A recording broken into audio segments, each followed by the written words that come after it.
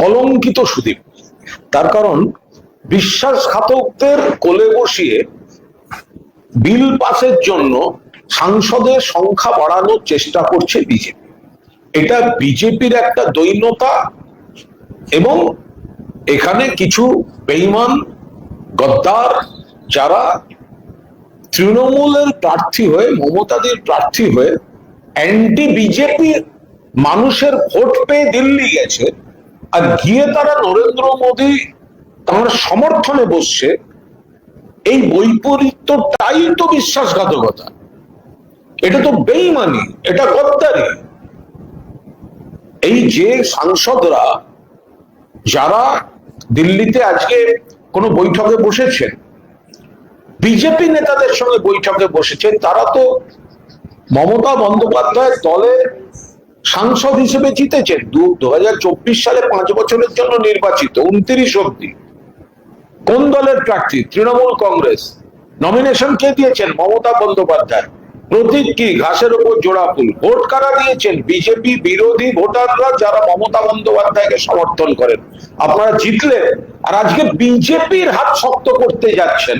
এটা বিজেপি তাদের স্বার্থে, তাদের অঙ্কে কিছু বিশ্বাসঘাতককে একাধিক অঙ্কে তারা কাজে লাগাচ্ছে। এই বিশ্বাসঘাতকরা কলঙ্কিত। এরা প্রধানমন্ত্রীর পাশে বসতে পারে, স্বরাষ্ট্রমন্ত্রীর পাশে বসতে পারে, কিন্তু মানুষের হৃদয়ে কোনোদিন বসতে পারবে না। তৃণমূল কংগ্রেসের কর্মীদের হৃদয়ে কোনোদিন বসতে পারবে না। এরা যে ব্যক্তিগত ধান্দায়, ব্যক্তিগত অঙ্কে, ব্যক্তিগত স্বার্থে বিজেপি বিরোধী ভোট নিয়ে পার্লামেন্টে গিয়ে এখন বিজেপির দালালি করতে, বিজেপিতেই বকলমে নাম লেখাচ্ছে, বকলমে, তো সেটা মানুষের কাছে পরিষ্কার।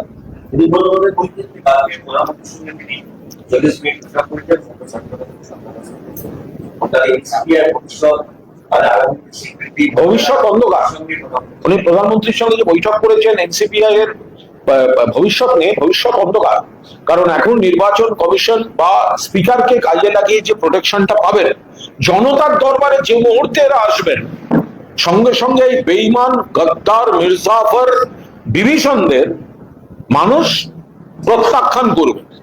এদের মধ্যে কয়েকজন আছে জেনেটিক গদ্দার, জেনেটিক গদ্দার। বারবার দেখবেন বদল বদল, এক জায়গা থেকে উপকার পেয়ে বদল, আবার কয়েকজনকে প্রভাবিত করে, কয়েকজনকে একটু চাপ দিয়ে এসব করা হচ্ছে। তো এখন এরা সুদীপ বন্দ্যোপাধ্যায়কে উত্তরটা দিন, উনি কোন দলে আছেন? তৃণমূল থেকে জিতেছিলেন, বিজেপির সঙ্গে মিটিং করেন, যাচ্ছেন এনসিপিআই তে শোনা যায়, আর লোকসভা টিভিতে লেখা থাকে টিএমসি সদস্য। এর মানে কি? এরা তো একদম দোদুল্যমান পরিস্থিতিতে আছে। বিজেপির দয়া ভিক্ষা করে এই কয়েকটা লোক, লোভী, এই কয়েকটা লোক গদ্দার, বেঈমান, অকৃতজ্ঞ, নির্লজ্জ, তৃণমূলের ভোটে জিতে, বিজেপি বিরোধী মানুষের ভোটে জিতে বিজেপির কোলে দোল খেতে গেছে।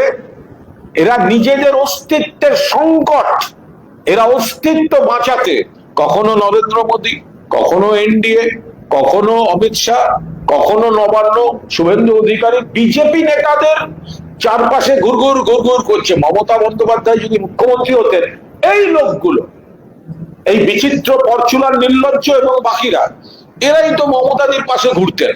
আজ মমতাদি মুখ্যমন্ত্রী নেই, তাই নিজেদের অঙ্কে এখন বিজেপি নেতাদের কাছে, ওনারাও জানেন নিয়ম মতো ওদের এক্ষুনি মেম্বারশিপ খারিজ হওয়া উচিত। এমপি কেন এমপিশিপ খারিজ হচ্ছে না এখনো? কেন খারিজ হচ্ছে না? স্পিকার প্রোটেকশন দিয়ে রাখছে, বিজেপি প্রোটেকশন দিয়ে রাখছে। আর তার থেকে বাঁচতে এদের এক একজন নেতা দিশাহীন ভাবে, এই নেতা ওই নেতা, এর বাড়ি ওর বাড়ি, আপনারা ছবি দেখছেন পাশে দাঁড়িয়ে। আমরা কিন্তু এটা কিন্তু লক্ষ্য রাখছি, এই যে বিজেপির এই যে তথাকথিত বিদ্রোহী নাকি তথাকথিত বেঈমান, তথাকথিত দলবদলুরা, আপনারা দেখছেন বিজেপির কোন নেতার পাশে ছবি দিচ্ছে, এইভাবে বসে পাশে পাশে বসে ছবি দিচ্ছে। আপনারা কেউ জানেন না ওই ছবি তোলার গেটটার আগে বিজেপি নেতা উপরে বসেছিলেন, তিনি পায়ের কাছে বসছিলেন কিনা, এটা কিন্তু আমরা কেউ সেই সময় দেখতে পাচ্ছি না। বাঁচান বাঁচান, বাঁচতে চাই বিজেপি, তাই মেম্বারশিপ চলে যাবে, বেঈমানি করে ফেলেছি, আইনে পড়ে গেছি। সেই কারণে কখনো প্রধানমন্ত্রী কখনো অমিত শাহজি এদের কাছে ঘুরে বেড়াচ্ছেন, এটা দেখলে আমাদের খুব মজা লাগছে।